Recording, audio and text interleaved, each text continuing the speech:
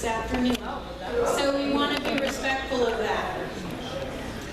This is my favorite session, and so I begged Jamuna to let me teach it. And she said yes. I love building corporate clubs. It takes a little bit of different approach. So we want to talk about what that different approach is. But normally, if you can charter a corporate club, you have the entire corporation behind you. You have a pool of participants, and the 20 applications are there, ready, signed, and delivered on the day of your kickoff meeting, or at the very latest, 1 week later after you've chosen officers and picked a club name, right? Toastmasters International is targeting corporate clubs. The focus is on corporate clubs. International wants to change our organization to be the preferred training of choice for corporations. So we want to get on that bandwagon right from the beginning, don't we? So there's just a little courting that needs to take place, and I don't know how else to explain that. But when I first met my husband, he brought me flowers. He brought me cards. He whispered in my ear. Now I think it's a fly. There was a little bit of excitement, just a little bit, and you need to create that in order to target a corporate club. I have placed on your stations a blue folder, and Martha drew your attention to it. She thought I put that there for marketing tools. She thought, oh, isn't this nice? Somebody did this for me. It works really well. But I put a folder there for you, and I want you to begin to think like a professional when you're targeting a corporate club. So open that up. We're going to talk about some of the documents that are in there. First and foremost, you need to prospect your corporations. I see the Las Vegas club building team is doing some of that. But you need to be selective. We really want to target those that appear to be good Toastmaster citizens, right? We have a great organization. So we want to present ourselves, and we want to use our time wisely. So being selective is not a bad thing. Do some research.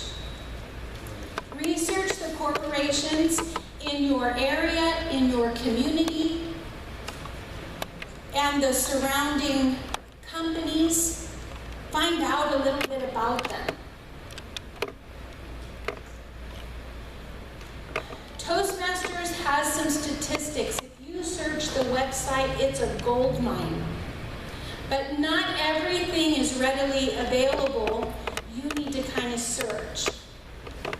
They have done some studies. We don't have to re-perform them. They're done for us. We need to know what the size of the company is, where it's located, some of those type of things.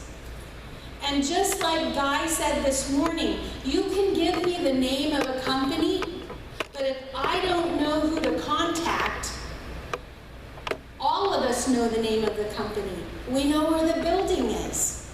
But when we get in there, who do we talk to? So if you already work there, you have our foot in the door. And you can give us that contact, or someone you know works there. But to know the contact person is important, and these things are published on their websites as well. It saves a little bit of time. All of us are busy.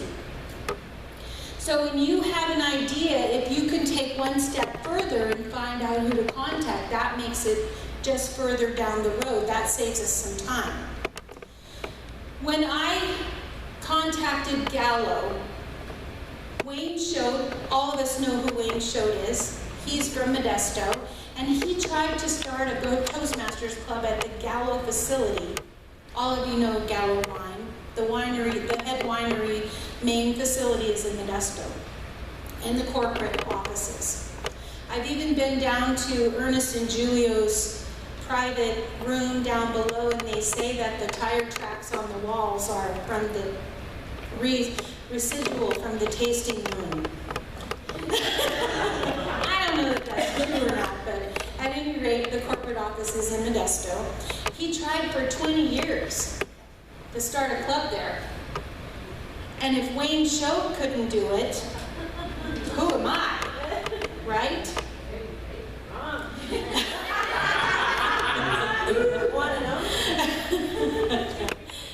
And so I did a little research. I knew that they paid money for their employees to take Dale Carnegie School. I can tell you a secret. I flunked out of Dale Carnegie School. They asked me not to come back. Because I would not get up and stand up on this chair and beat on my chest like Tarzan and act like I had no inhibitions. And so they said, I'm sorry, this isn't for you. No kidding, it's not for me. And someone said, Toastmasters won't ask you to do that, so you can still get the training, Debbie. So we do have the answer, right? But I knew they sent a lot of people through Dale Carnegie School, and each one was several $1,000s. I knew they spent money on training, and I knew they were interested in developing their people. So if you know a little bit about that, it gives you an edge when you're making your presentation. You can make sure you target that in your speech. You want to know a little bit about the business. It's just like a job interview. You want to go in there and know just a little bit about what they do, what's important to them. So read up on their website if nothing else. And make sure you know who the decision maker is. We went to Gallo. I took John Rogers with me, and he is friends with Mr. Gallo. And so it was a road in. You have to use all of your avenues. He's a long-term Toastmaster in Modesto. We went in, we took the film from Toastmasters International, and we presented. And we had our brochures, we had cards, we were professional. What I didn't know ahead of time was the Vice President of Human Resources was who was meeting with us. I knew her name, and we went in. She had done a tremendous amount of research. She already knew she wanted my program before I ever walked in the door. I didn't count on that, so I'm sharing that with you.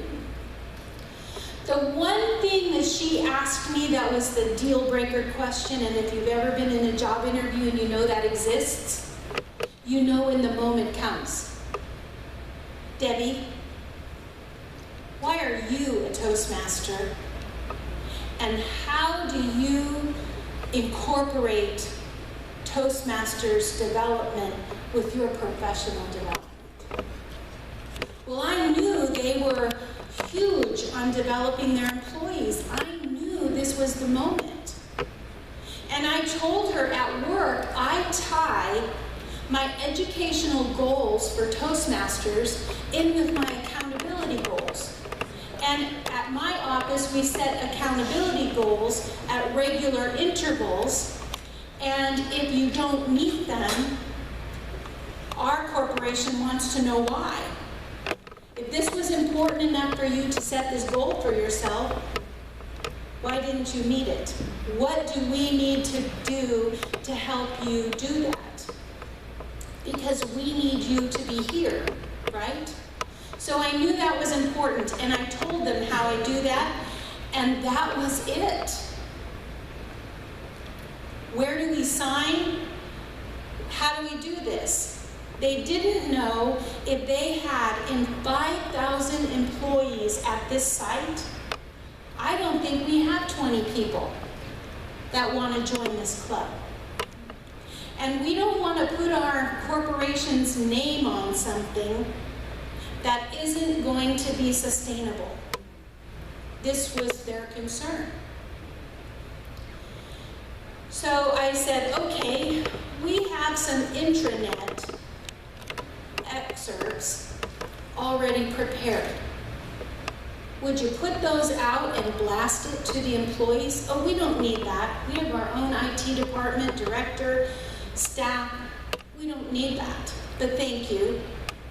And they sent out internally and found out that they have employees that are Toastmasters.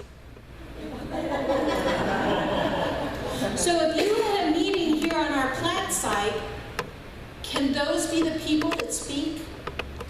Oh, absolutely, right? So we were just planning, so I knew I had her. But it was that research in advance. I want you to take out of your flyer there, the one that looks like this one that's up on the board.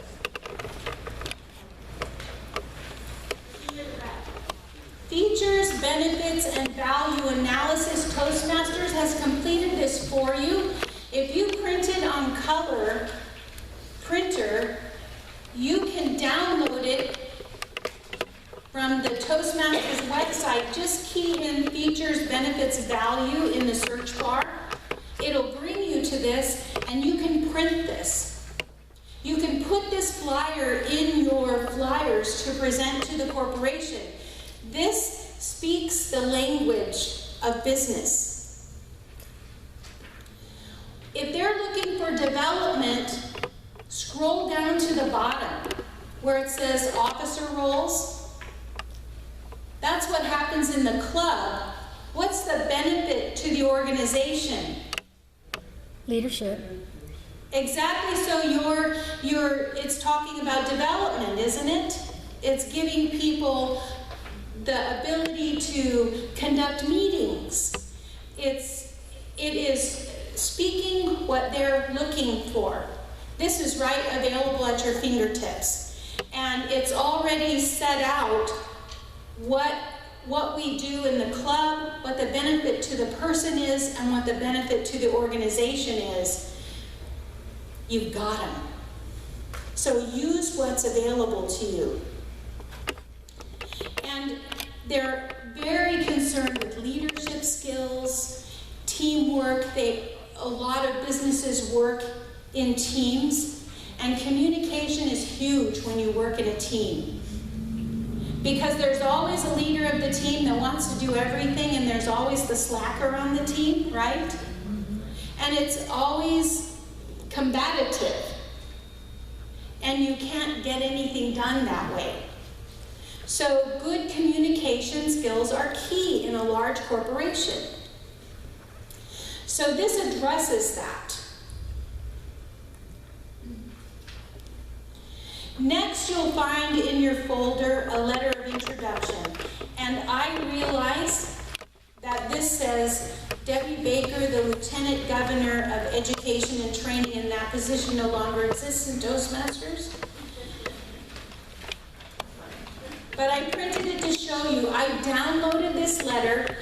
It is on the website in the old branding. So I took it and put it on a Word document and put new branding header on that I downloaded from the website as well. And created this document to introduce myself and to mail to a corporation that I'm targeting. As a letter of introduction, I want to schedule an appointment. So I want to introduce myself. I've done some background and I know the 5 or 6 companies that I want to target. So I'm sending a letter to introduce myself, and then I'm going to follow up with a phone call. This is part of the courting process. You want to be brief. They're really busy and they don't have a lot of time. So you want to know that you know what you're talking about, and you want to present yourself in a concise manner, that what you know, so that they are confident that this is a person I want to do business with. And you're thinking, do business with? It is business. Although it's not a financial transaction, it is business. So you always want to be professional. And just like I told you with Susan, who's the Vice President of Human Resources at Gallo, you want to make an impression. You want to answer that last question and leave her thinking, this person knows something about me and I want to do business with them. You want to leave a good impression, not a bad one.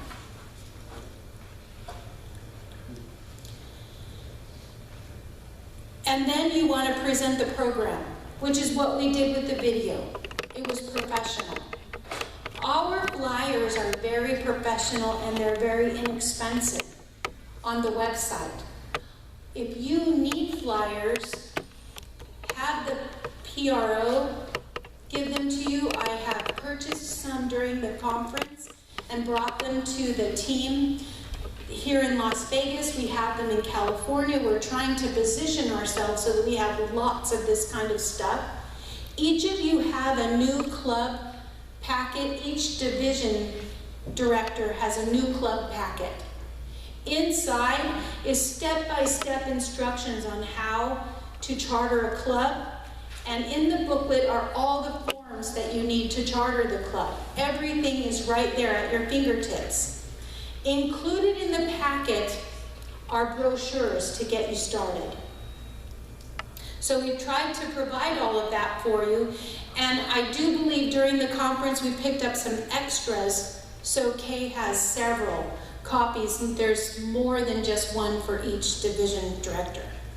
We want you to start as many clubs as your heart desires and that we can sustain. So if you don't already have the information, just holler. We'll get it to you. We will get you the tools you need to get the job done and look professional. Next, don't be afraid to name drop. So here, we did this last year. These are some of the clubs we had started last year. Don't be afraid to tell them, oh, we have a club over here, because Gallo wanted to know that. Are there any corporations our size? Well, in Modesto area, we also have Foster Farms. Foster Farms Roasters is the name of our club at Foster Farms. And the president of Put a Cork in It Toastmasters, which is the club that meets at Gallo, told me that I always measure my DCP plan against Foster Farms because they're like-sized, and I can measure how we're doing. And she said, that's what made me have to be distinguished, because she's targeting another corporation. So you don't want just one. You want 2, you want 3, you want them to have comparables. You want to feed the need, right? Plus, the people at Gallo are all management, young emerging professionals. They are very used to getting their training online. And the day of the kickoff meeting, they had already decided who the 7 officers were going to be. And they had already researched the job duties of those officers before the kickoff meeting. They needed me to show them what it looks like as a mentor in a club setting, because they'd read about it, they'd studied about it, they knew what it looked like on paper. They wanted to see it in action. So So it's good to be selective. This was a fairly